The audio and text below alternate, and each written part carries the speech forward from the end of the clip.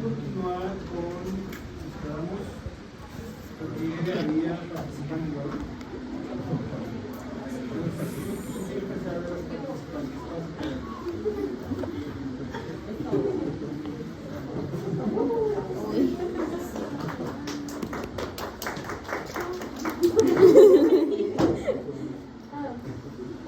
Los receptores son moléculas que están preparadas para recibir a otras moléculas. Se dividen en ionotrópicas y metabotrópicas. Las ionotrópicas son las que fácilmente pueden abrir o cerrar los canales de calcio y son colinérgicas, nicotínicas, que son NN y NM. Y los metabotrópicos son las que necesitan de un segundo mensajero o una proteína G para abrir o cerrar los canales iónicos, creo que dije de calcio, aunque son iónicos. También aquí los canales iónicos, o para modificar la actividad al interior de la célula. Ahí puede, quien le quiera corregirlo, puede corregir. A ver, otra vez dime de los metabotrópicos. Son los que necesitan de un segundo mensajero o una proteína G para poder abrir o cerrar los canales iónicos y para modificar la actividad al interior de la célula. Aquí hay adrenérgicos y colinérgicos. Los adrenérgicos son alfa 1 y 2 y beta 1, 2 y 3. Y los colinérgicos son muscarínicos y son M1, M2, M3, M4 y M5. ¿Me puedo sentar? Ahora sí. ¿Se entendió ahora como lo dijiste? Sí. Pau, ¿verdad? Sí. A ver, Pau. Bueno, lo que a mí me pasó fue que me confundí porque removí los temas así. Entonces ya no sabía ni qué. Y ayer les dije la pensada de que había receptores adrenérgicos gamma. Si escucharon eso dije. Pero ya me confundí. O sea, porque eso de alfa, beta y gamma es de la proteína G. O sea, la proteína G es una de las características de los receptores metabotrópicos, que son segundos mensajeros y utilizan la proteína G. Y la proteína G es la que tiene alfa, beta y gamma. Y pues lo que dijo Citlali, ¿qué más? Bueno, Ale, perdón. Bueno. Oye, está la pregunta. Que ya me siente. Yo me había confundido porque, no, de verdad que no entendía, pero en general los neurotransmisores va a haber colinérgicos y adrenérgicos. O sea, los colinérgicos son los que usan acetilcolina y punto. Y los adrenérgicos son los que usan noradrenalina o adrenalina. Y ahí me confundía porque yo después, junté el simpático con lo de los receptores metabotrópicos y el parasimpático, y no tiene nada que ver, o sea, es como aparte. Pues sí tiene que ver, pues. Pero no, porque yo decía, es que, como como un colinérgico y ahora es alfa, beta y gamma, no, o sea, horrible. Pero es diferente, pues. Y de los metabotrópicos se dividen en dos, los adrenérgicos y los colinérgicos. Adrenérgicos, A de alfa, alfa y beta. Y los colinérgicos son los muscarínicos. Y de los ionotrópicos van a ser los nicotínicos y solamente hay colinérgicos. Y pues también el mecanismo de cómo funcionaban los segundos mensajeros. O sea, que llegaba lo que decía el doctor, que era un ligando que puede hacer una proteína o una hormona y iba a activar a la proteína, al complejo de proteína G, porque se iba a fosforilar un GDP a un GTP. Y eso iba a desprender la subunidad alfa y se iba se iba a juntar con la enzima ya sea adenirato ciclasa o fosfolipasa C. Y la adenirato ciclasa va con el AMP cíclico y la fosfolipasa C va a ser con el diacilglicerol, trifosfato de inositol y calcio. Y ya las dos pues van a generar respuesta celular. Era todo. Qué pena si los ¿Hay una tercera?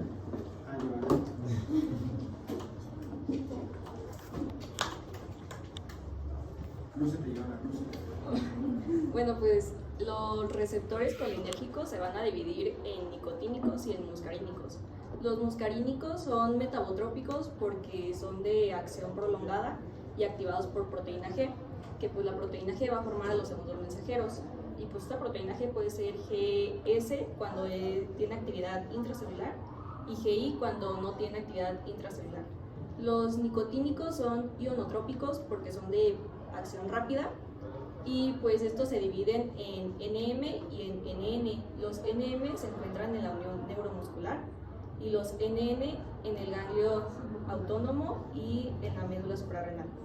Y pues en cuanto al sistema nervioso autónomo, pues vamos a ver que hay adrenérgicos y colinérgicos. Los adrenérgicos son del simpático, activados por la noradrenalina, y pues son los nicotínicos ionotrópicos, y pues estos son alfa 1, alfa 2, beta 1, beta 2 y beta 3. Ahí tú no quieren interrumpirlo. ¿Me repite eso último? De que son nicotínicos.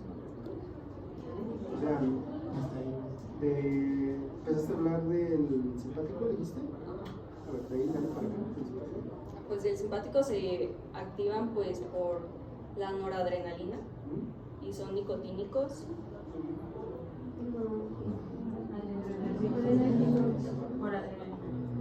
Pues sí, es que dije que la noradrenalina es por el simpático y pues son adrenérgicos y pues son nicotínicos y Nicotínicos.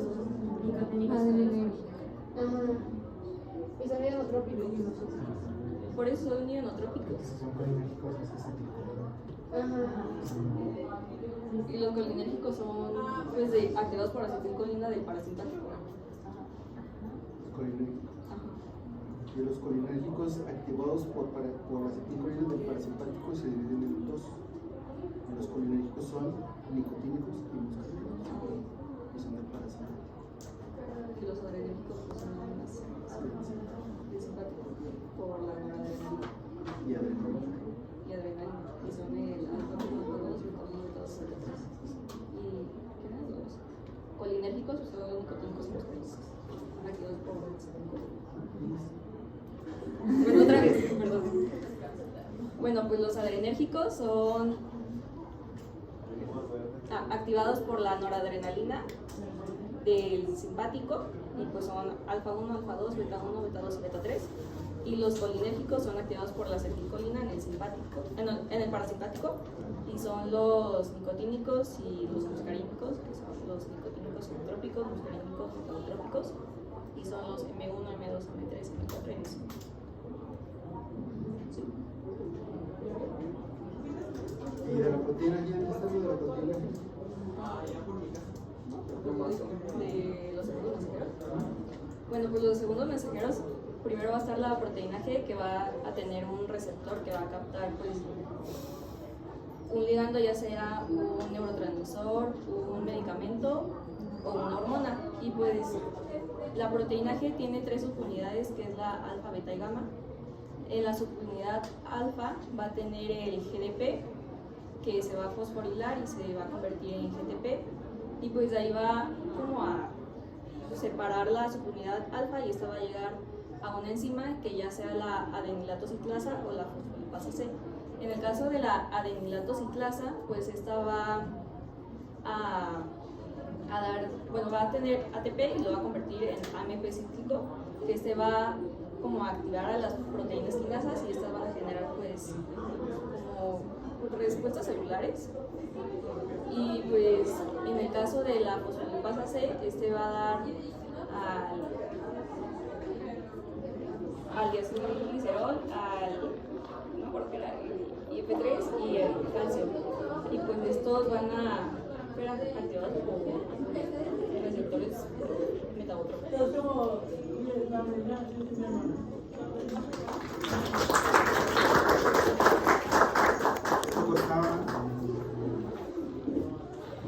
¿Y qué nos quedamos precisamente en eso? ¿Qué? En los receptores excitadores. En la membrana.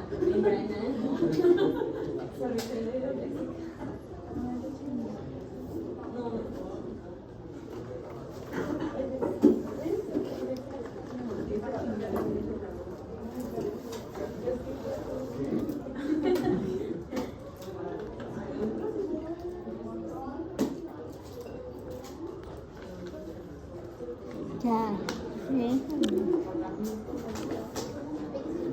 ¿Se sigue anotando? Sí.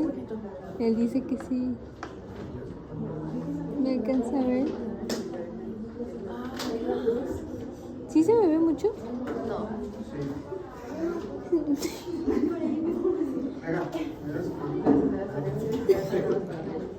Qué vergüenza.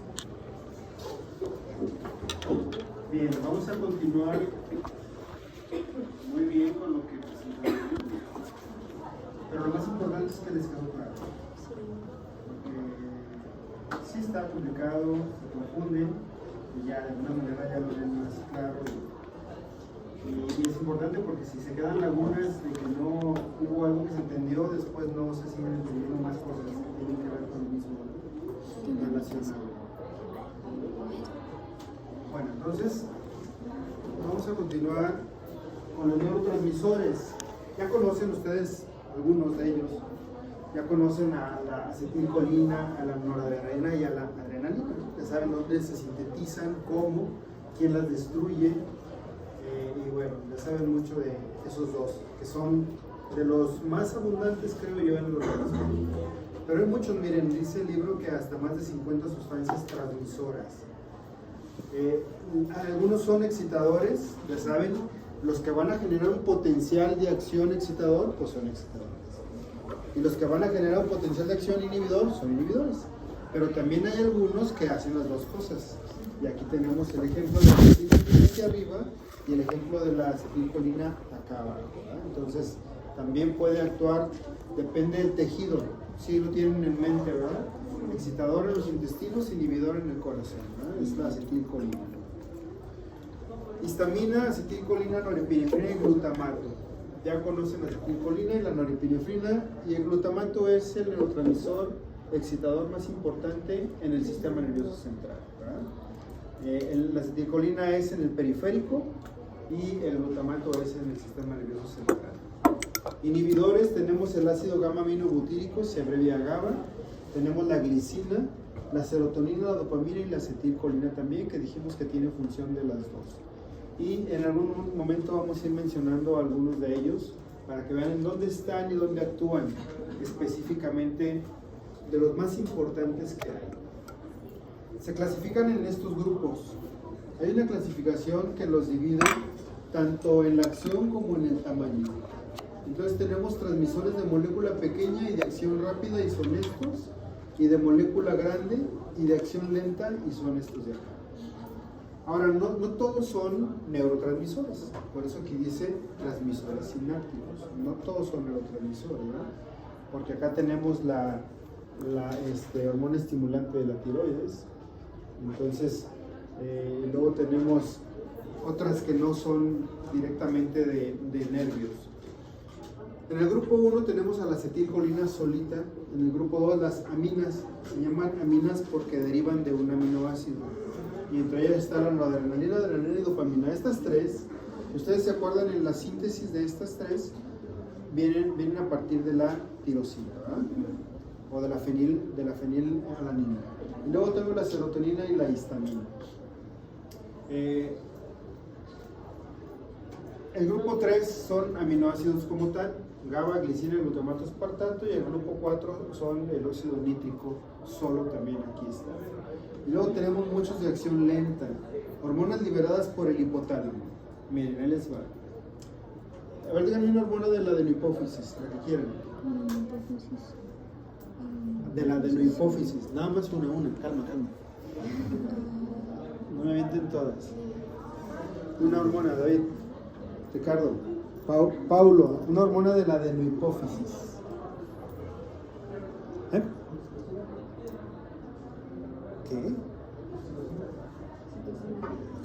Se ven bajita. Oxitocina, no. Lili, una hormona liberada de la adenohipófisis.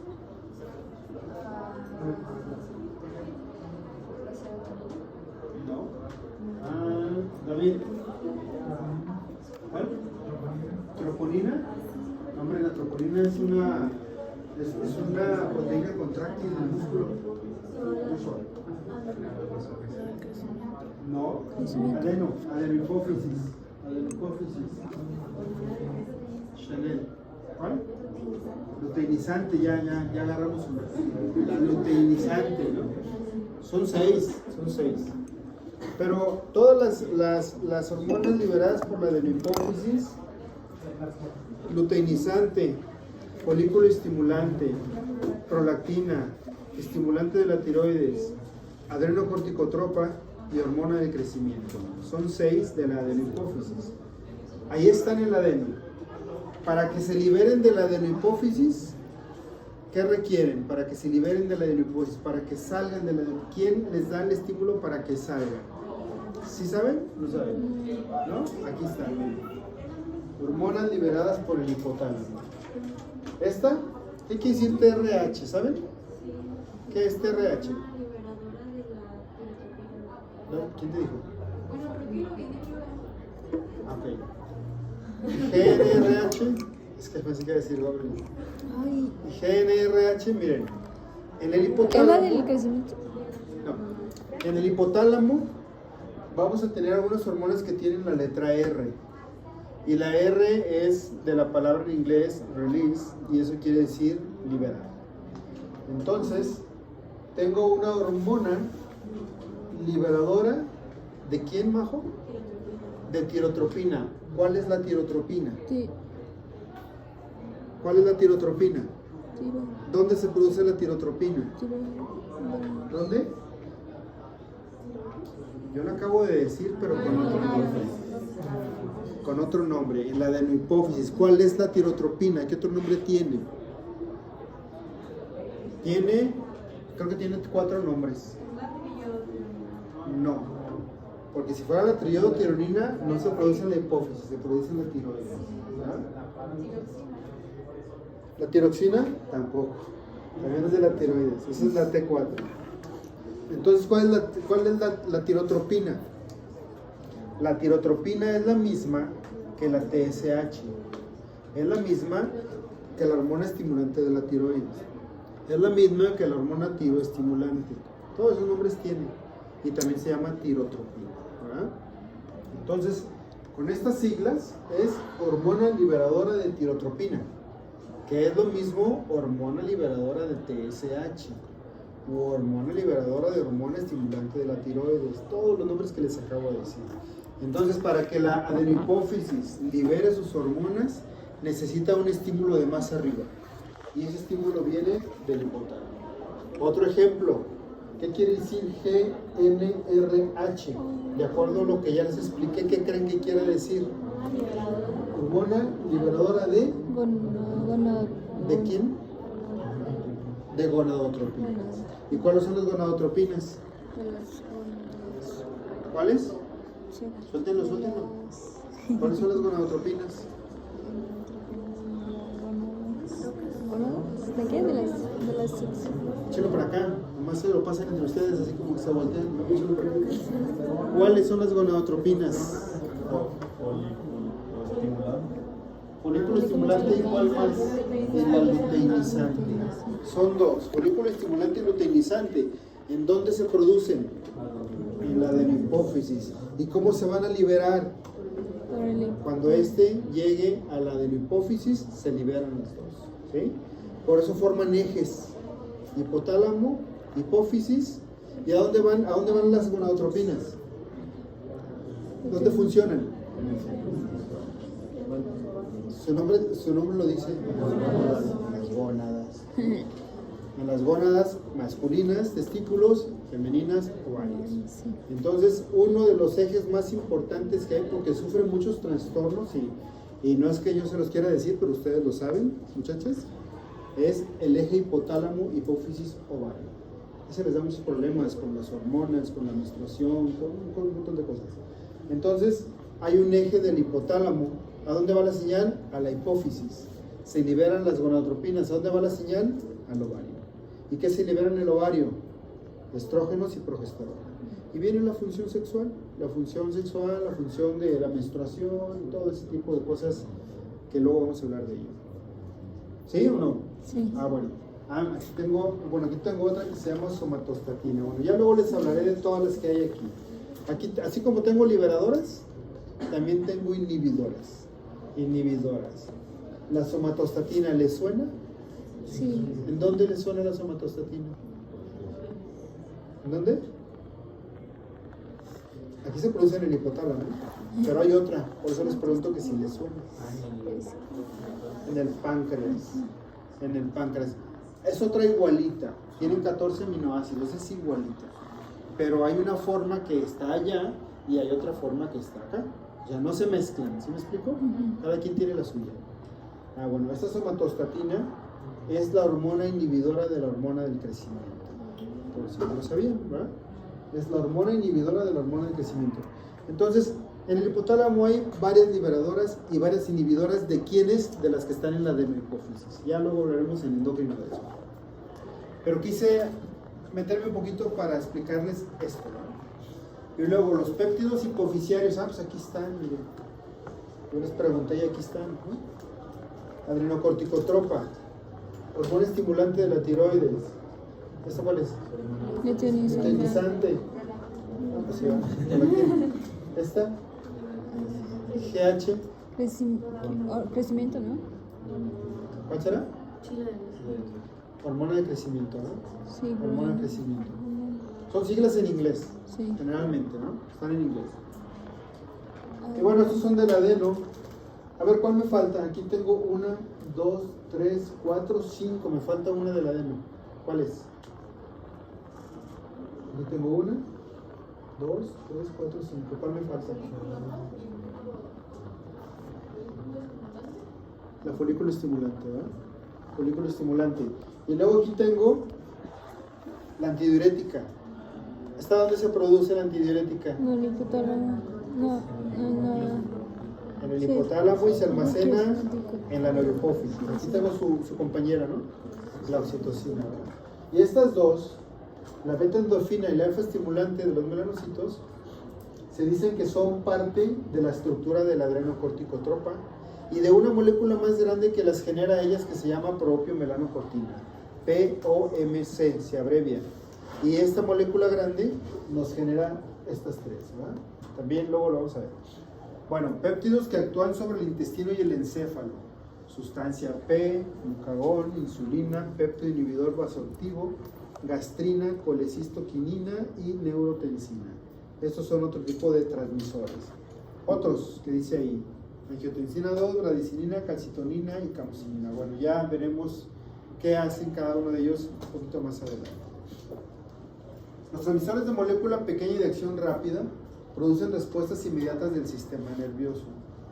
Transmisión de señales sensitivas hacia el encéfalo y transmisión de señales motoras hacia otros músculos. Bueno, sirven pues para llevar los mensajes, las señales. Ya saben que un neurotransmisor me genera en una sinapsis que haya un potencial de acción, ¿no? Las acciones de estos de molécula más grande y de acción lenta, pues aquí su nombre lo dice, ¿verdad? Si son de acción lenta, pues son de acciones más prolongadas, no son tan rápidas. Cambios a largo plazo en el número de receptores neuronales. O sea, participan en las funciones de largo plazo para que los receptores de las membranas de las neuronas aumenten, disminuyan, pero son funciones un poquito más prolongadas. Apertura o cierre duradero de canales iónicos, lo mismo. Todo esto hemos dicho lo mismo. Todo esto es para que sea una acción en la membrana prolongada y sea un potencial de acción prolongado. Si se mantienen abiertos los canales de iones, pues habrá un efecto muy prolongado. Modificaciones persistentes en la cantidad de sinapsis en su tamaño. Bueno, ya cuando veamos específicamente, cuando hablemos de la memoria, vamos a ver cómo las sinapsis cambian en la memoria. Cambian el tamaño y el número de sinapsis. Cambian la cantidad de vesículas de neurotransmisor, muchas cosas que vamos a ver después. Vamos a hablar de cada una de ellas y las que ya hemos mencionado, pues tal vez le dé un poquito más rápido. Se segregan por las neuronas situadas en muchas regiones del sistema nervioso, tales como células piramidales grandes de la corteza. Aquí no lo habían visto, pero las células piramidales de la corteza cerebral hay unas células que así se llaman. La corteza cerebral tiene 6 capas y una de ellas se llaman células piramidales y son grandes y ahí se libera acetilcolina. Neuronas de los ganglios basales. ¿Cuáles son los ganglios basales? ¿Cuáles son los ganglios basales? Ya hemos dicho algunos, dime uno, ¿sí? Putamen. ¿Otro ganglio basal? Putamen. Eso no. ¿Otro? Núcleo caudado. ¿Otro? Globo pálido. Pues dímelos todos. Globo pálido, ¿cuál más? ¿Qué dijiste? Sustancia negra. ¿Cuál más? Falta uno. El núcleo subtalámico. Esos cinco tienen diferentes neurotransmisores entre ellos. Y uno de ellos es la acetilcolina para uno de esos ganglios basales. Otro neurotransmisor ahí es la dopamina. Otro es el ácido gamma aminobutírico. Pero eso también lo vamos a ver después. Acetilcolina ya saben dónde, en la corteza. O sea, por si fuera poco, ¿no? Acetilcolina, ¿por dónde anda? En la unión neuromuscular. Imagínense en cuántas partes de su cuerpo tiene unión neuromuscular. Pues cuántos músculos tenemos, ¿no? Esqueléticos, ¿verdad? Ahí se libera acetilcolina. Y para la transmisión de los impulsos sensoriales es la acetilcolina también. Y ahora ya la tenemos en la corteza cerebral también, ¿no? En una de las capas. Y ahora ya la tenemos en los ganglios basales, ¿no? Pues es mi ídola la acetilcolina, ¿no? Anda por todos lados. Y luego, motoneuronas que inervan los músculos esqueléticos, lo que acabo de decir, ¿no? La placa motora. Ahí está. Neuronas preganglionares del sistema nervioso autónomo. Acuérdense que en el ganglio autónomo son nicotínicos ¿de qué tipo? ¿N qué? NN, ¿verdad? Y se libera acetilcolina. Neuronas postganglionares del sistema nervioso parasimpático. Todo el parasimpático es acetilcolina. Y vean que aquí dijimos algunas excepciones. ¿Las recuerdan? ¿Cuáles eran las excepciones?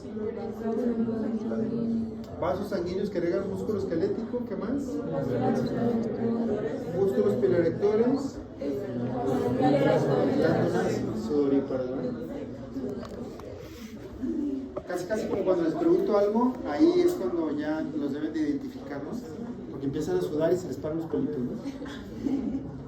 Bueno, entonces ahí está. Sus neuronas son colinérgicas y sus receptores son colinérgicos. ¿Va? Aquí vamos a repasar un poquito, Joana. ¿Va?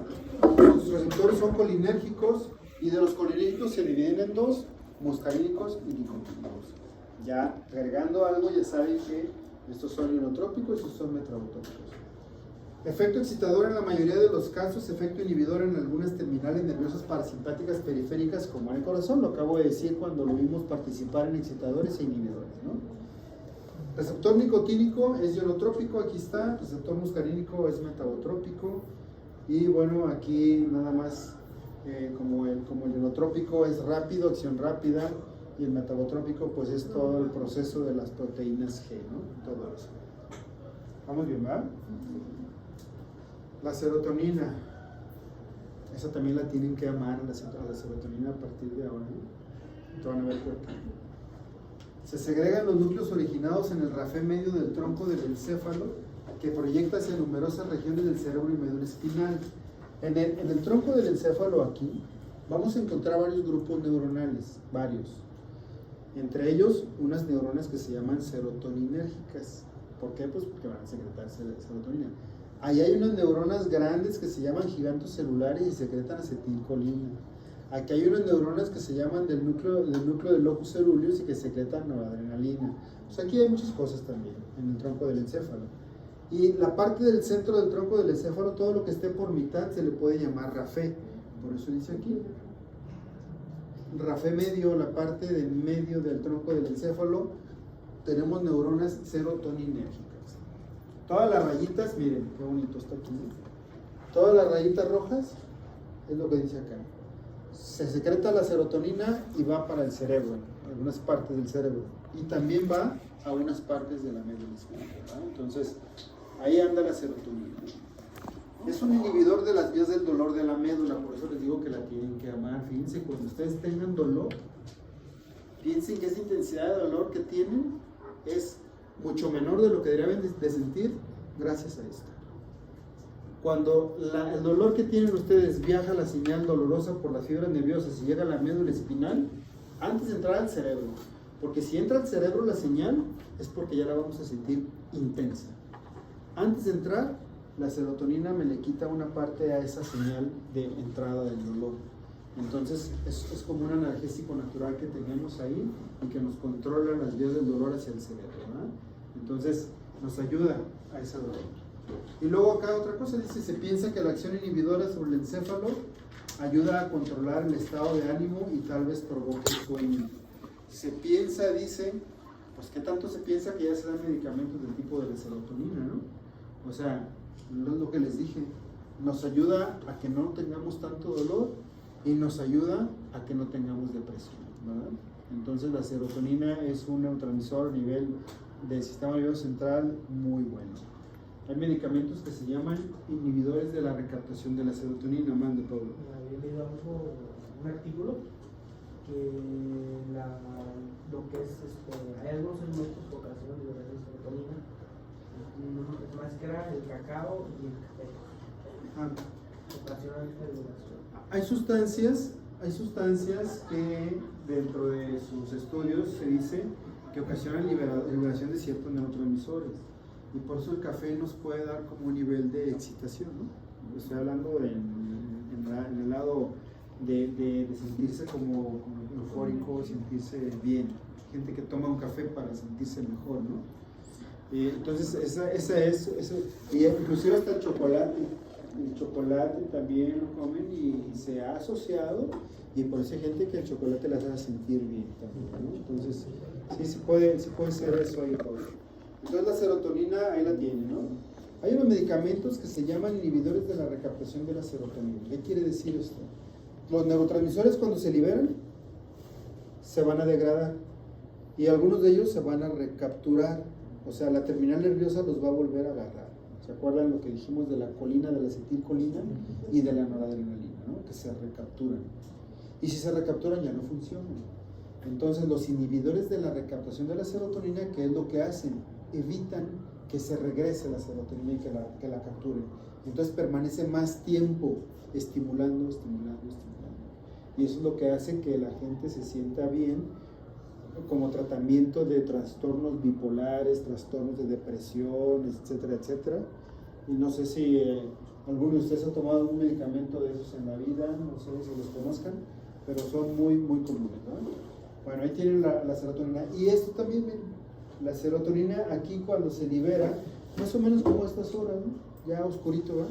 Se libera y entonces empieza a inhibir todos los sistemas activadores que van al cerebro. Y si los inhibe, ¿cuáles serían los sistemas activadores en el cerebro?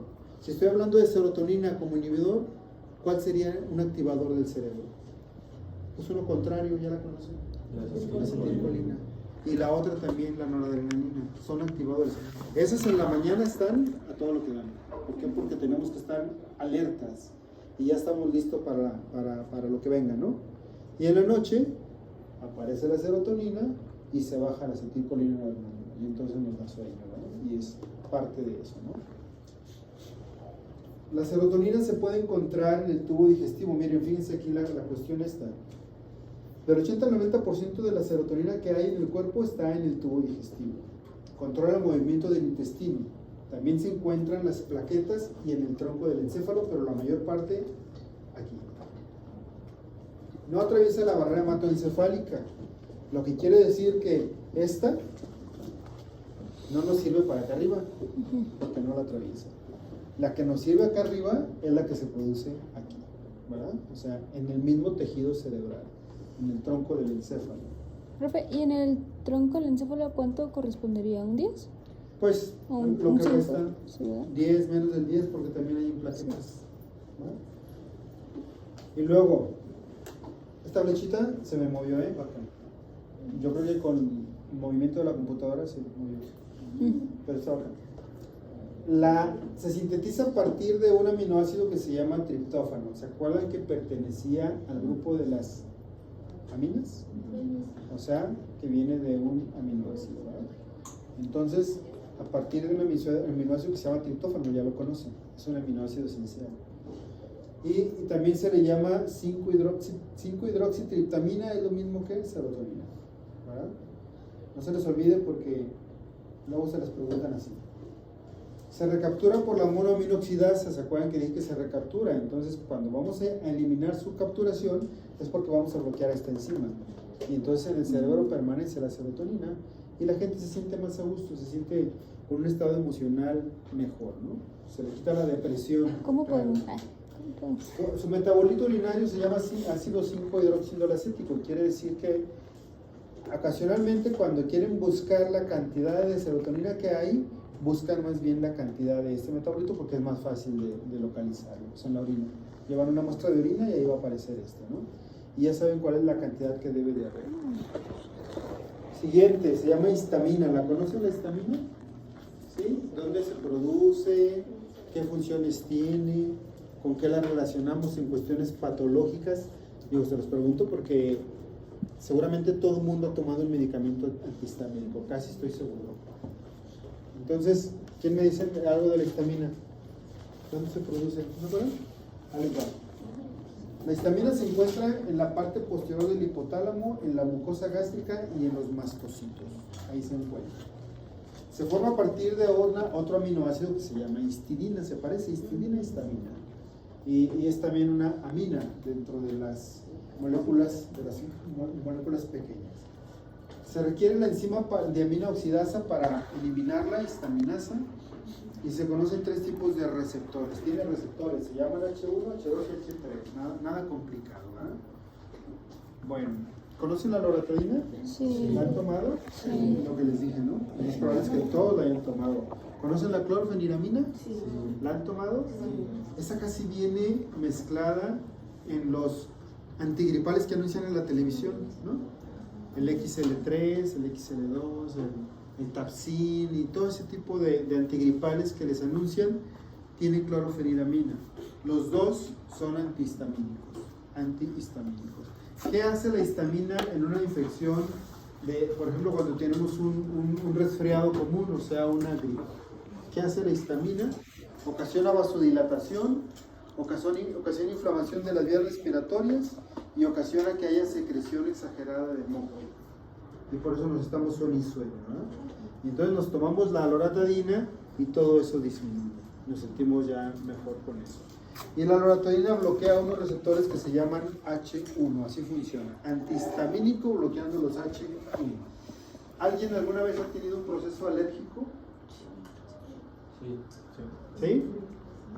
Como, ¿qué les desencadenó la alergia? Un piquete. O sea, ¿cuál fue la causa?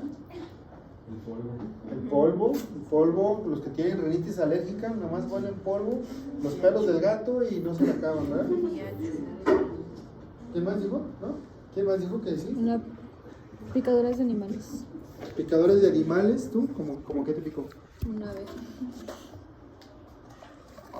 ¿Y tuviste reacción alérgica? Sí. O sea, una picadura de una abeja puede ser, o sea, de por sí el piquete es doloroso y la inflamación es severa, ¿no? Severa. Pero aparte el veneno que entra a la circulación es el que desencadena reacciones alérgicas. Casi la sintomatología. ¿Cuál es la sintomatología de una reacción alérgica? ¿Qué sentiste? Bueno, me salieron un montón de granitos en todo el cuerpo. Erupción cutánea, para empezar. ¿Qué más? Se me salieron unas bolas aquí en toda la cara. Ay, aquí dije que te salieron cuernos. Casi. O sea, me hinché toda la cara. Y Inflamación, eso se llama edema de la cara. ¿Qué más? Se cierra la garganta. Esa es como la parte más grave de una reacción alérgica severa. Eso fue lo que me llevó al hospital. ¿Qué es lo más leve? Pues la comezón. Comezón, ronchillas y no se quita la comezón. ¿Qué le sigue? Se me están hinchando los labios. Y luego la cara. ¿Y qué le sigue? Ya no puedo respirar. Ya hubo broncoconstricción. Fíjense bien, cuando una persona, para que lo tengan en mente de una vez, cuando una persona tiene una reacción alérgica, puede hacer algo que se llama choque anafiláctico. Y un choque anafiláctico mata a una persona en 20 minutos. O sea, se cierran tanto los bronquios que ya no va a respirar. Entonces, en cuanto empiece a haber dificultad respiratoria, pélale. Es una urgencia y vete a respirar. ¿Y qué van a poner ahí? Antihistamínicos, ¿verdad? Pero intravenosos. No, nada de que tómate esta pastillita, no, ahora va intravenoso. Vámonos, para que sea rapidísima la acción, ¿verdad? Estos son los receptores de H1, los encargados. La histamina tiene una participación importante en las reacciones alérgicas, ¿verdad? Se ponen rojos. La histamina es un potente vasodilatador. Pues la vasodilatación hace que la gente se ponga roja. ¿Han visto que cuando la gente sobre todo a la gente blanca, ¿no? Que luego son como muy vergonzosos, ¿no? Y alguien se les acerca o les pregunta algo y calor en la cara, ¿no? Y se ponen rojas totalmente y luego ya se les va, ¿no? Eso es una reacción precisamente de la histamina, ¿no? Lo que sucede, ¿no? Es una reacción pues normal asociada a cuestiones nerviosas. Los receptores H2, los H3 por ahí tienen como muy poquitas funciones y los H2, los receptores H2 sirven para secreción gástrica, sobre todo del ácido clorhídrico. ¿Llegaron a conocer la ranitidina? Sí. Bueno, la ranitidina es un medicamento de lo mejor que he conocido yo como fármacos, ¿no? Nomás que la montonearon, se decía que la montonearon, ¿no? La montonearon los inhibidores de bomba, ¿eh? El omeprazol, el lansoprazol, el esomeprazol llegaron y la desaparecieron, pero la desaparecieron así como desaparecen a la gente, ¿no? A la gente así de repente. ¿Por qué? Porque la ranitidina, a pesar de que llegaron todo el montón de los otros fármacos, no pudieron con ella. La ranitidina seguía prescribiéndose y era un fármaco buenísimo y en todos los hospitales ponían ranitidina y no ponían omeprazol. Entonces dijo la industria farmacéutica, pues aquí estamos perdiendo. La industria farmacéutica es una mafia, ¿sabían eso? Es una mafia. O sea, si ya hay medicamentos que curan una enfermedad, prefieren no sacarlos para que sigan tomando medicamentos para esa enfermedad de forma crónica y no van a sacar los buenos para curarla. O sea, es una mafia, esa cosa se maneja en millones y millones de pesos, ¿no? Bueno, entonces la ranitidina actuaba aquí. Bloqueador de los receptores H2. Y si bloquea el receptor H2 no haya sido clorhídrico, Había leído que aquí en México, por ejemplo, los medicamentos que para la terminación de, aquí usan fenilefrina. Y en Estados Unidos usan pseudoeferina. Mira, ahí te va. Porque aquí en México es ilegal la pseudoeferina o está muy controlada. Acá ya se metió en cosas más profundas el Pablo, ¿eh? No, pero es más eficiente que la pseudoeferina. Pablo, no podemos hablar de eso porque luego, ¿qué tal que nos desaparecen? ¿No? Ahí te va, mira. Ahí te va, mira. Hay medicamentos como la loratadina, ese es el nombre genérico, va a ser rápido. Hay loratadina, se llama Dimegan. Ojalá me pagaran un congreso porque le estoy dando un comercial. Se llama Dimegan solo y es pura loratadina. Pero si le ponen Dimegan D, entonces ya le agregaron un vasoconstrictor. Y ese mira qué bonito ejemplo. Ese vasoconstrictor se llama fenilefrina y es un alfa-1 estimulante del autónomo, ¿verdad? O sea, estimula los receptores alfa-1 del simpático y entonces, y si hay vasoconstricción, ya no hay tanta inflamación en las vías respiratorias. Oye, qué bueno que lo mencionaste. Ahora, vamos por el otro lado. Mejor que la fenilefrina era la pseudoefedrina, ¿no? Esa era una chulada, Pablo. Esa era una chulada. Te tomabas el medicamento y en una hora casi te estaba quitando los síntomas de la gripa. Pero como estábamos en México, entonces la empezaron a usar la pseudoefedrina para mezclarla con droga y entonces la desaparecieron. O sea, el gobierno en vez de desaparecer a los narcos, desaparecen mejor los medicamentos. ¿Saben a quién ya le andaba recientemente? A los anestesiólogos. Porque si a un anestesiólogo le quitan de su kit de medicamentos el fentanil, lo ponen a parir chayotes. O sea, el fentanil es uno de los mejores fármacos que hay para la anestesia. Uno de los mejores que hay. Díganle a un anestesiólogo, no hay fentanil. No, pues no te doy la anestesia. Y entonces el presidente iba a quitar el fentanil en vez de agarrar a los narcos. No, mejor quitamos el fentanil. No, hombre, esos pobres andaban pariendo chayotes. Porque de verdad, hasta ahorita es uno de los mejores medicamentos que hay. No hay ningún anestesiólogo que no use fentanil en sus pacientes. Ninguno. Entonces, si se los quitan, les damos en la torre. Bueno, seguimos. Noradrenalina ya la conocen. Todos ya conocen de la noradrenalina. Se segrega las terminales postgangliares simpáticas, tiene un efecto excitador en algunos órganos, inhibidor en otros. Este es otro de los, no apareció, pero este es otro que deberían de estar en los dos, en los excitadores e inhibidores, ¿no? Excitador en el corazón, inhibidor en el hígado. Inhibidor en el Inhibidor en los intestinos. Ustedes hicieron la práctica de eso. Y ahí decía por qué la taquicardia y por qué no había ruidos peristálticos, ¿no? Fue una de las preguntas que les hicieron en la práctica. Viene de la tirosina, es una amina también, derivado de un aminoácido, tirosina. Y esta es la síntesis que también ya se las puse una vez y ya se las saben. ¿Sí se acuerdan, no? ¿Se acuerdan que les dije que el último paso, este último paso, ¿dónde se llevaba a cabo? En la médula suprarrenal, que es donde se produce el 80% de adrenalina y el 20% de noradrenalina, ¿verdad? Y este paso hasta aquí, ¿dónde? ¿Dónde? Acuérdense, aquí está. Hasta aquí es en las terminales postganglionares simpáticas, ¿verdad? Es el neurotransmisor. Bueno, algo que no hemos mencionado, pero este es otro neurotransmisor, esto es un inhibidor. Entonces hay lugares que el paso llega hasta aquí. Es un neurotransmisor de los núcleos basales, ¿sí? De los que mencionamos, de los que mencionó Chanel hace ratito, de ahí es un neurotransmisor, la dopamina. La noradrenalina se segrega en terminales nerviosas cuyos somas están situados en el tronco del encéfalo y en el hipotálamo. O sea, aparte del sistema nervioso simpático, también acá hay noradrenalina. Hay unas neuronas que se llaman, dice, miren, cuyos somas situados en el tronco del encéfalo y el hipotálamo. O sea, tenemos núcleos por ahí, núcleos nerviosos, y aquí hay uno, se llama locus coeruleus. Este se encuentra en la protuberancia. En la protuberancia, ahí la van a ver, aquí está la protuberancia anular y aquí está el locus coeruleus. Y de aquí envía terminales nerviosas que van a segregar noradrenalina. Por eso que les dije que es uno de los activadores. ¿Se acuerdan? ¿Ya la vieron? ¿Sí? Porque ya se va. Entonces, segrega pues la noradrenalina en amplias regiones del encéfalo, como lo vieron, y controla la actividad global del estado mental y aumenta el nivel de vigilia, ¿no? Entonces, en la mañana está la noradrenalina y la acetilcolina trabajando en el cerebro, y en la noche disminuye y aumenta la serotonina.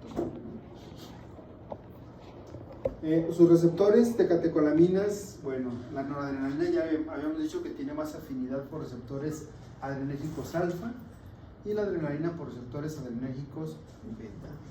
Se elimina de las catecolaminas de la hendidura sináptica por una enzima que ya conocían también. ¿Se acuerdan de esta? La monoaminoxidasa es una enzima que elimina las catecolaminas. Esta no la conocían. Esta de acá abajo se llama catecolometiltransferasa y se abrevia COM.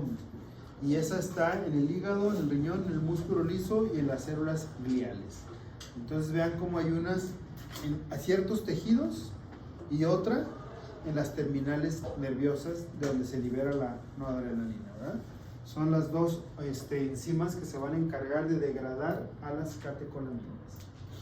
¿Vamos bien hasta ahí? ¿Seguimos? Bueno. Dopamina. Bueno, ya les dije dónde está la síntesis de la dopamina. Ya les dije dónde les dije que se liberaba la dopamina. ¿En dónde les dije? ¿En un qué? En un núcleo basal. Miren, ¿dónde está? ¿No dice, verdad? Bueno. Se segregan las neuronas originadas en la sustancia. Ah, sí, aquí está. La sustancia negra es un núcleo basal. Y tiene un control motor. Cuando la sustancia negra deja de liberar dopamina como inhibidor, entonces no va a poder tener la capacidad de eliminar ciertos movimientos que no deben de llegar. Las personas que tienen Parkinson se agarran moviendo la mano así y luego de repente mueven la cabeza. Entonces quieren agarrar un objeto y van con la mano. Quiere decir que ya les falló la dopamina en la sustancia negra y no está inhibiendo ciertos movimientos y deja pasar esos movimientos y por eso están así, ¿no? Y luego dice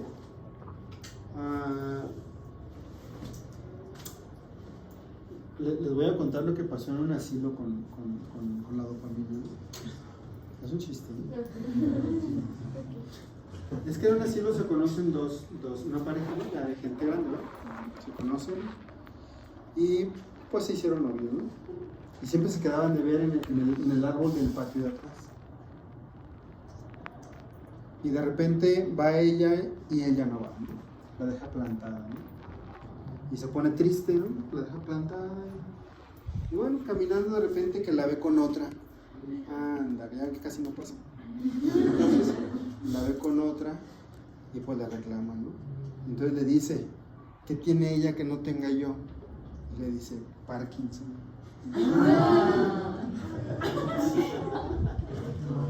El que le entendió, le entendió. No voy a tener que explicar.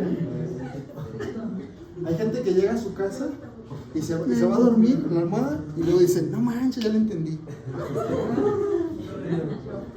¿Le entendieron o no? ¿Alguien que le quiera explicar el movimiento de la mano?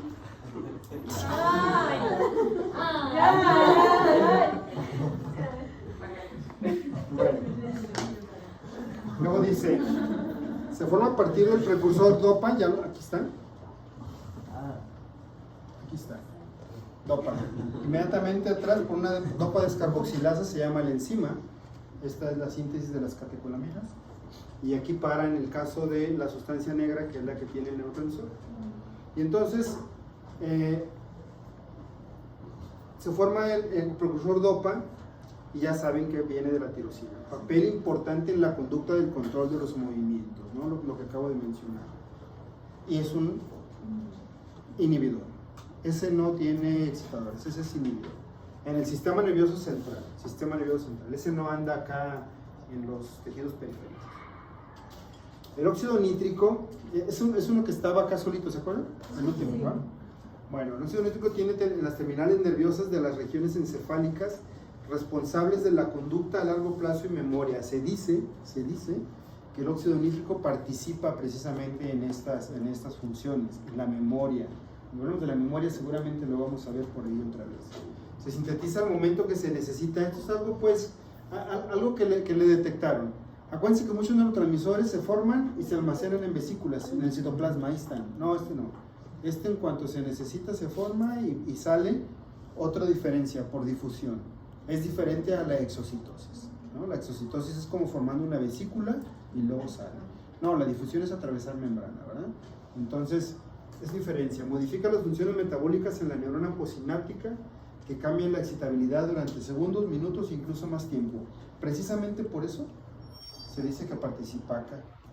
Modifica las funciones metabólicas de la neurona posináptica que cambia su excitabilidad durante segundos, minutos o incluso más tiempo. O sea que si la hace más excitable durante tiempo prolongado, entonces nos sirve para la memoria, ¿verdad? Por eso está relacionada con eso. Otros más. Glutamato. ¿Qué es el glutamato? ¿Qué les dije? ¿Neurotransmisor en dónde? Céntrico. Sistema central y es excitador. Es el más importante. Se segregan las terminales presinápticas de muchas de las vías sensitivas que penetran al sistema nervioso central y es el principal transmisor excitador en el sistema nervioso central. O sea, eso también es importante, lo que quiere decir que una vez que está dentro del cerebro, es el excitador. Pero cuando llegan las vías nerviosas hacia el cerebro, el que se libera al entrar es glutamato. O sea, ahí también ya cambia, ¿no? O sea, una cosa es ya estar adentro y otra cosa es la entrada. Por eso dice que terminales presinápticas de muchas de las vías sensitivas que penetran al sistema nervioso central. Entonces ya ahí ya cambia. GABA, ácido gamma-aminobutírico. Este es otro que se encuentra en los ganglios basales. Y también participa en el control motor, dice. Se secretan las terminales nerviosas de la médula, el cerebelo, los ganglios basales y algunas áreas de la corteza. Bueno, los ganglios basales también tienen inhibidor. Y si no hay GABA, que también puede pasar, aparece una enfermedad que se llama de Huntington. Y en esa enfermedad las personas van caminando y hagan de cuenta que van bailando. De hecho, en algún momento se le llamaba el baile de San Vito, así le pusieron. San Vito debe ser una región, no sé por dónde, ya por Europa yo creo. Y entonces iban caminando, iban moviéndose y no pueden controlar el andar, ¿no? ¿Cómo le hacen? ¿Vale? ¿Cómo le hacen? ¿Cómo le hacen? ¿Te quieres reír? Y luego la glicina es ¿qué es la glicina? Es un aminoácido. Este pertenece a los aminoácidos. Este también es de los aminoácidos y ese también. Esos son el grupo de los aminoácidos. Y la glicina también es un neurotransmisor inhibidor. Se secreta en la sinapsis de la médula espinal y en la retina. Ya veremos después eso. Los de molécula grande, no vamos a decir tantas cosas. ¿A qué hora empezamos? ¿6:30? Sí.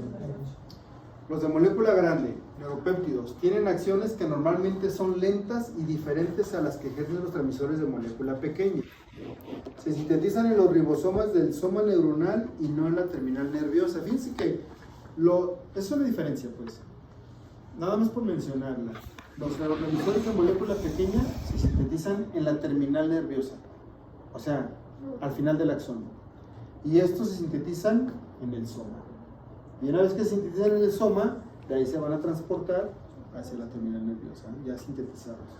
El aparato de Golgi termina de formar el neuropéptido y se introduce en las vesículas. Ya saben que generalmente lo forma o el retículo endoplásmico liso o el rugoso, y el aparato de Golgi los va a empaquetar.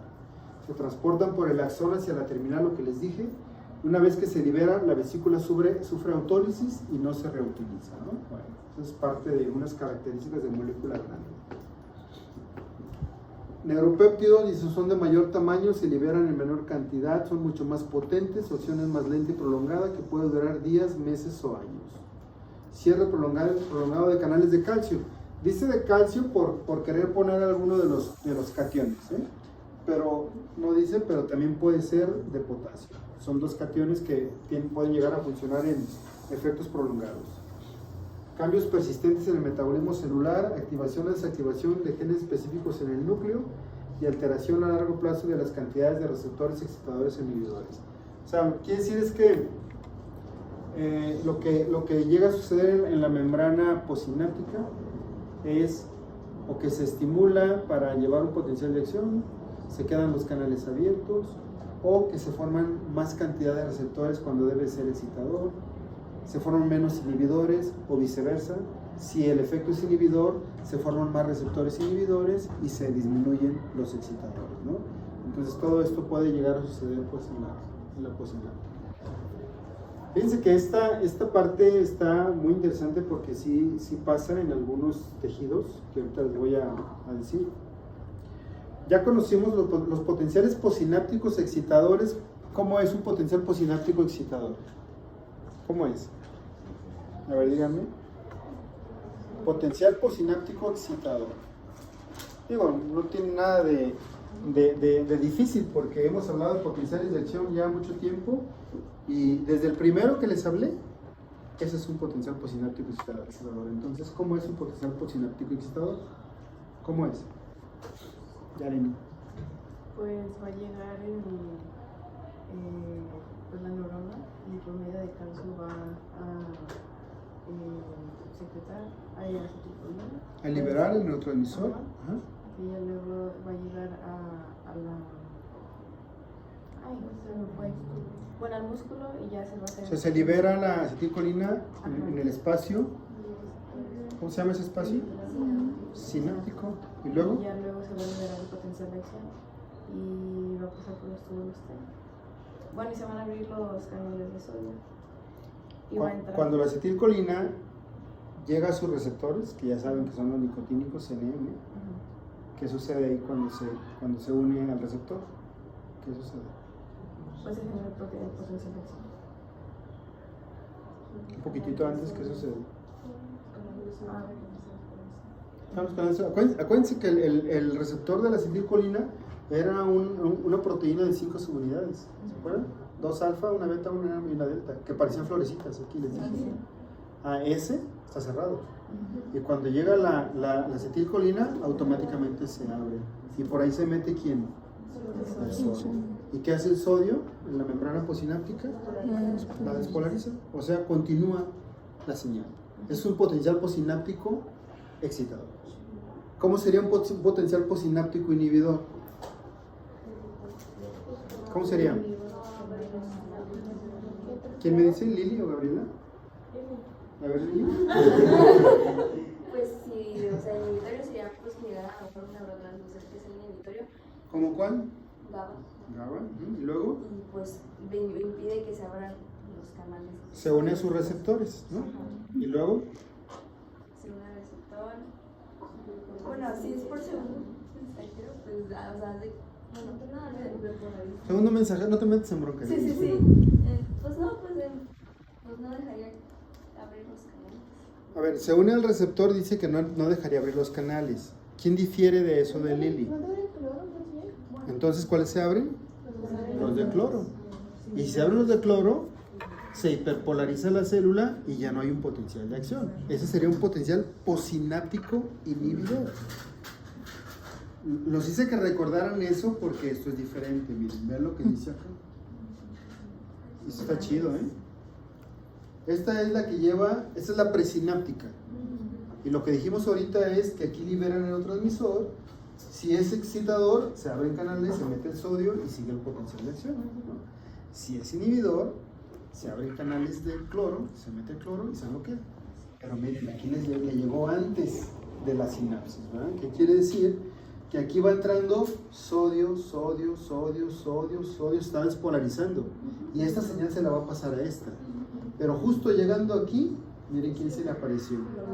Una neurona GABAérgica. Y entonces vean cómo se une a ella.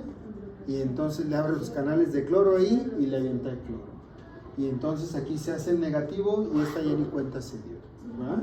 Eso sucede en algunos tejidos, para que vean cómo hay cositas diferentes, ¿no?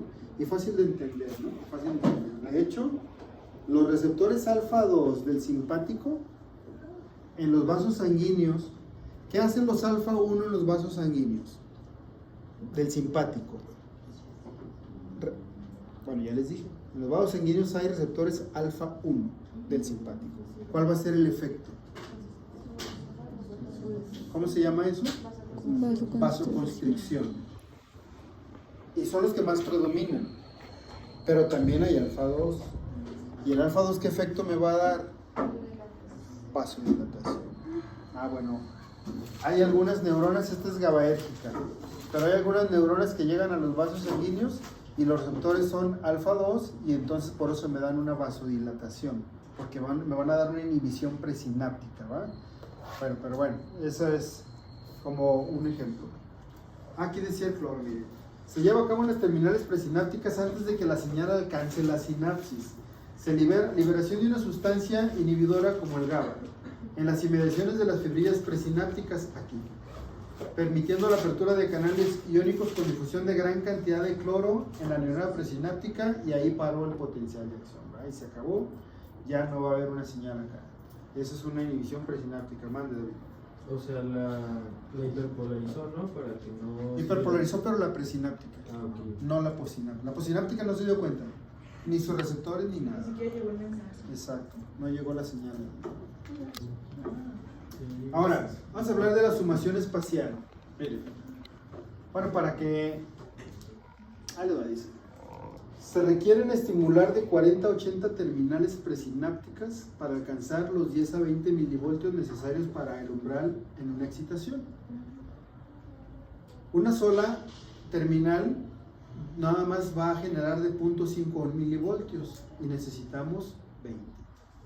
Esto se debe a que la cantidad de neurotransmisor liberado es menor.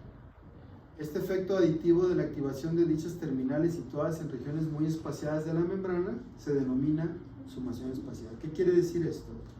Que para que yo alcance el umbral de esta y tenga un potencial posináptico excitador, entonces debo de buscar 20 milivoltios. Como es del potencial de membrana al umbral, ¿sí? Acuérdense, en este caso dice 20 milivoltios, acuérdense que es de menos 90 a menos 65. Sí dice así, ¿verdad? Bueno, en este caso dice que necesito 20 milivoltios. Con una sola terminal, con esta, estimulándome esta neurona, solamente alcanza 1 milivoltio. ¿Qué quiere decir? Que voy a necesitar 20 de ellas, ¿no? Y entonces voy a necesitar una aquí, otra acá, otra acá.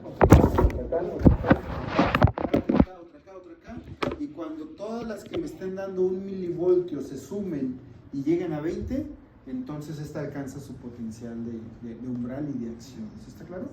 Y una se sumó a la otra y a la otra y a la otra y a la otra. Y como dice aquí, en diferentes espacios de la membrana, entonces se le llama sumación espacial. ¿Sale? Entonces muchas tuvieron que estimular a esta para llegar a un potencial de acción humana. ¿Qué significaba, Pepe, ese? Potencial posináptico excitador, ¿sí? Que es lo que estamos buscando en esta. Y la suma de todos me da ese potencial. ¿Sí quedó claro? Sí. Ahora vamos con el potencial, ahora vamos con la sumación temporal. Esa fue espacial. Ahora vamos a ver qué pasa con la temporal. Dice, las descargas sucesivas de un solo terminal, el otro eran muchos. Un solo terminal presináptico pero con descargas sucesivas, si suceden con rapidez suficiente, pueden añadirse unas a otras, sumarse, incrementar el potencial posináptico. ¿Qué quiere decir? Que a lo mejor una sola descarga, o sea, un solo estímulo, no fue suficiente para llegar al umbral de una neurona. Y entonces tenemos que mandarle varios. Y esos se van sumando, pero de una sola terminal presináptica. Si yo le mando varios, eso me va a acercar al umbral y va a llegar el momento en que me va a dar un potencial posináptico excitador. Entonces aquí se suma la frecuencia de estímulos. Allá se sumaba la cantidad de neuronas presinápticas. Aquí se suma la cantidad de estímulos. Y eso se llama sumación temporal. Por la frecuencia. Vean lo que dice acá. Miren, por ejemplo,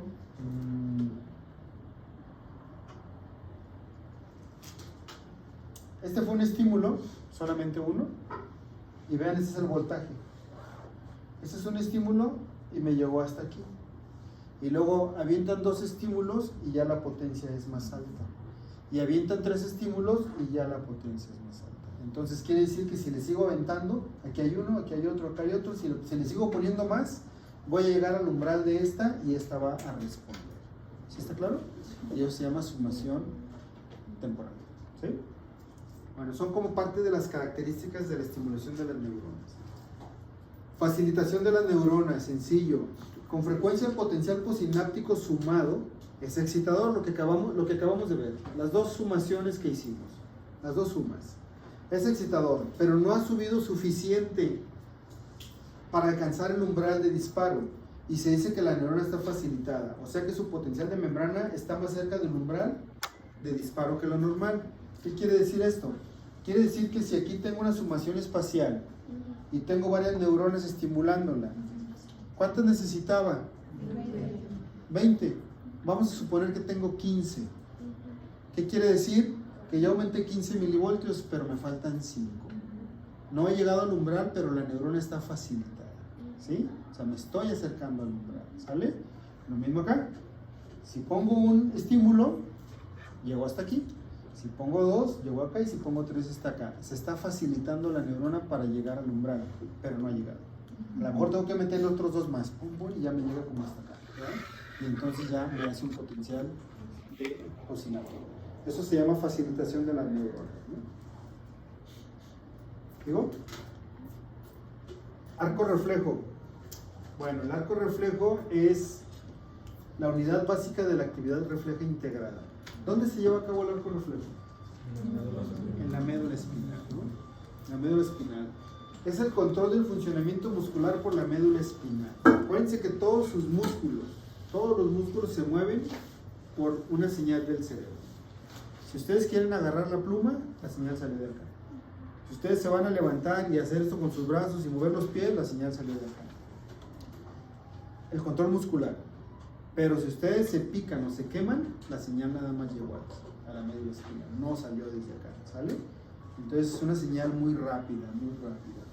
Dice, control del funcionamiento por la médula espinal, consiste en un órgano sensorial. Obviamente tenemos que, si me pico, ¿cuál es el órgano sensorial? ¿Cómo se llama? Si me piqué, ¿cuál es el órgano? El receptor que detectó ese piquete, ¿se llama? ¿Cómo? Es un mecanorreceptor, pero específicamente, ¿cómo se llama? Nociceptor, ¿verdad? Nociceptor se llama. Entonces dice acá, consiste en un órgano sensorial. La neurona aferente, que es la que nos va a llevar la señal. Una o más sinapsis en la médula espinal, requiero de interneuronas. Y una neurona eferente motora que va al órgano efector. ¿Cuál es el órgano efector? Es el músculo. Se machucan, quitan la mano rápido. Y es el músculo el que funciona. Eso es un arco reflejo.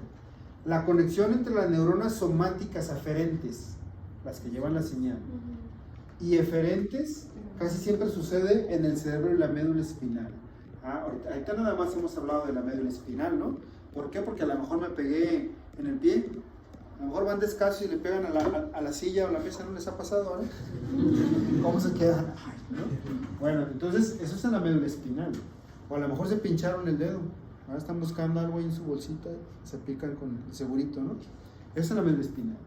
Pero ¿qué tal cuando se están poniendo rímel en las pestañas, ¿no? Y luego de repente el cepillito toca la córnea? ¿Cuál es la reacción?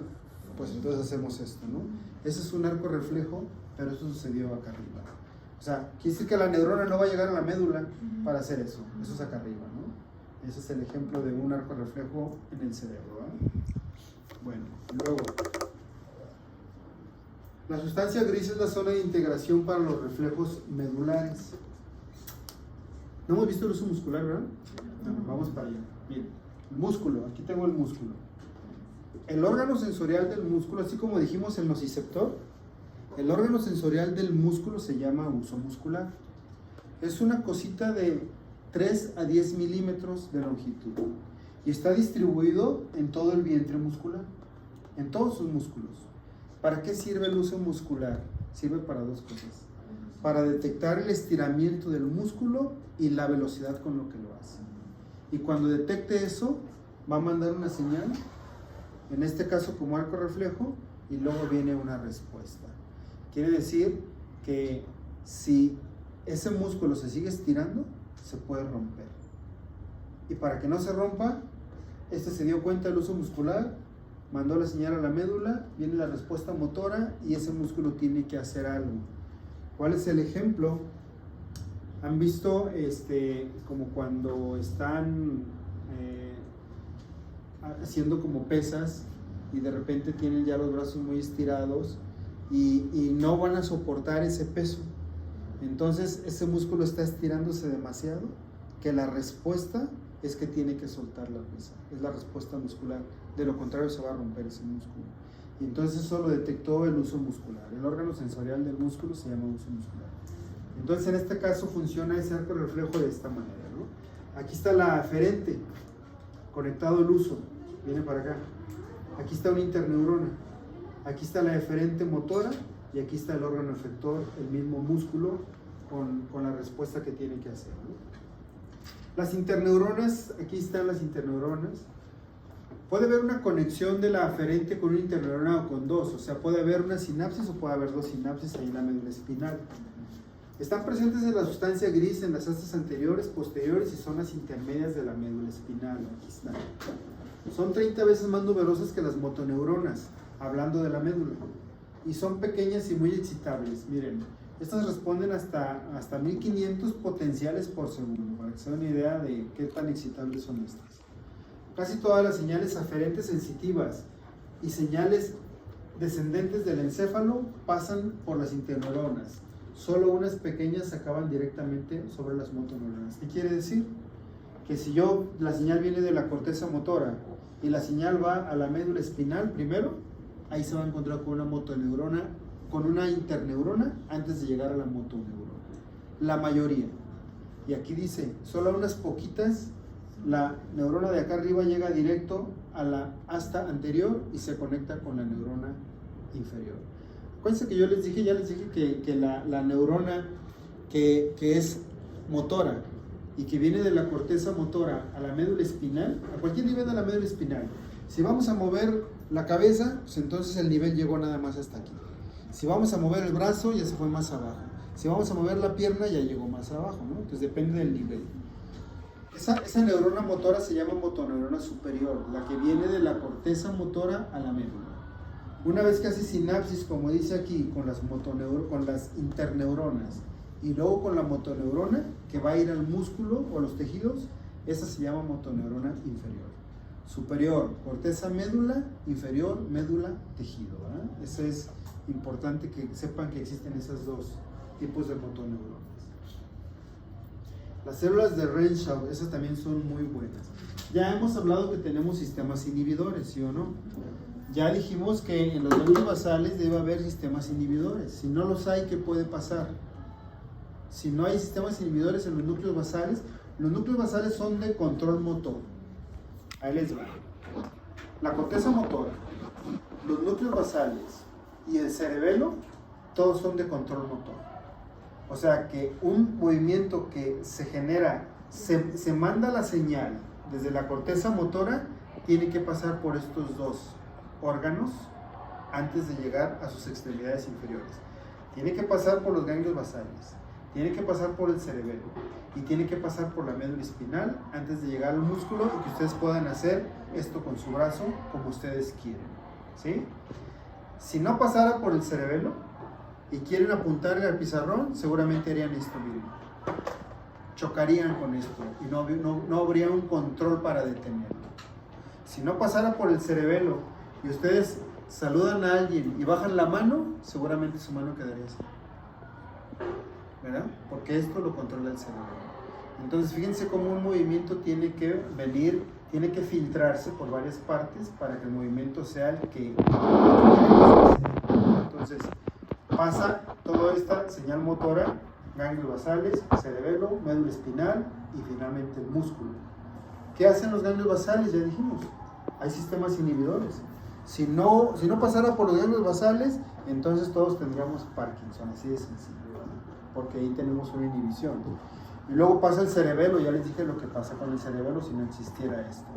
Y luego pasa la médula espinal. Todavía ahí hay alguien que nos ayuda para que el movimiento sea el preciso, que se llaman células de Renshaw, ¿no? ¿Y qué es esto?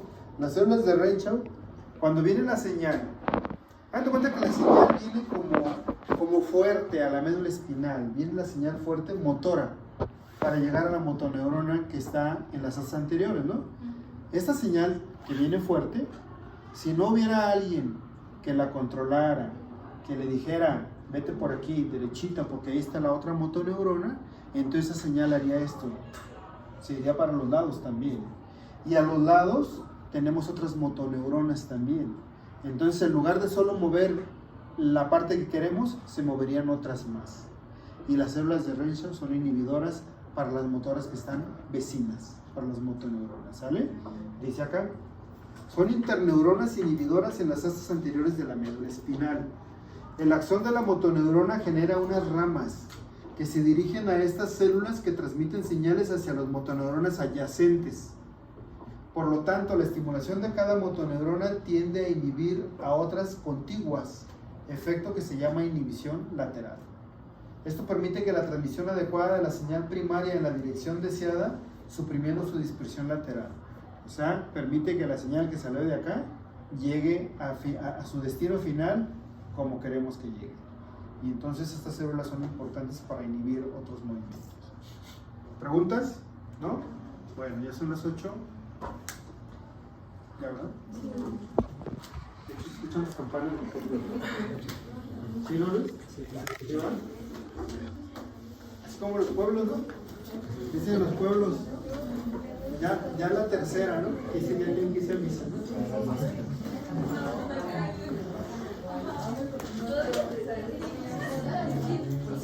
la tercera llamada. Eso es muy dado como los pueblos que suena la primera. Están pendientes las campanadas. Como algo icónico al pueblo, las campanadas.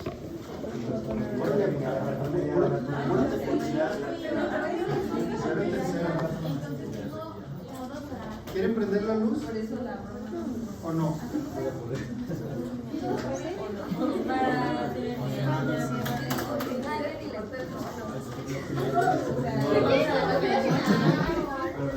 Ahí va la luz. A ver.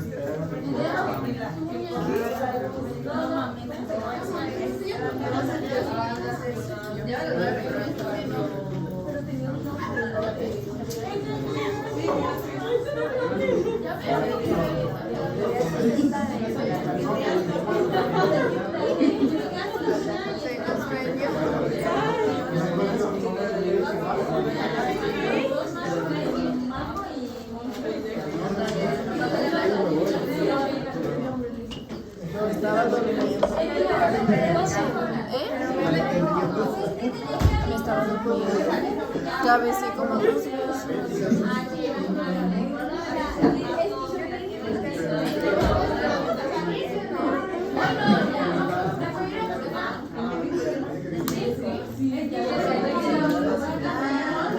No, por ahí, cada quien.